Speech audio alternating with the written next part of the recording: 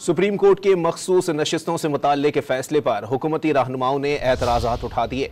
फरीक ना होने के बावजूद PTI को रिलीफ मिलने पर सवालात भी खड़े कर दिए। साथ ही नज़र-ए-सानी अपील दायर करने का इंदिया भी दे दिया।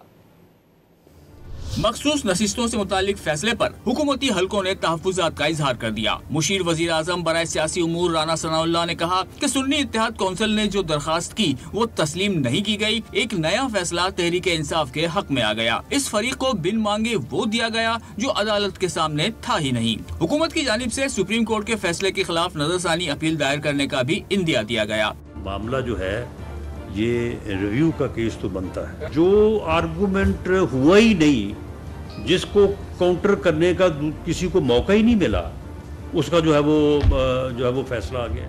वजीर कानून आजम नजीर तार ने वाजे किया कि नजरसानी से मुतालिक फैसला काबीना में होगा। साथ ही दावा किया कि फैसले से हुकूमत को कोई खतरा नहीं। ये लगता है कि आइन के आर्टिकल 51 और आर्टिकल 106 की तशरीह होने की बजाय महसूस ये होता है कि जैसे उन्हें रीराइट कर दिया गया है, सरे नौ तहरीर किया गया है। क्लेम था सुन्नी इत्तेहाद काउंसिल का, बादी नज़र में रिलीफ दिया गया है, वो पाकिस्तान तहरीक इंसाफ को दे दिया गया। वजीर इत्तलात पंजाब अज़मा बुखारी ने रद्द-ए-अमल दिया कि केस सुन्नी इत्तेहाद का था, रिलीफ तहरीक फसाद को मिला। पीपल्स पार्टी के सीनियर वजीर शर्जील इनाम मेमन ने सुप्रीम कोर्ट का फैसला मुबहिम करार दिया। एक तो ये डिसीजन एक कंफ्यूज्ड डिसीजन है।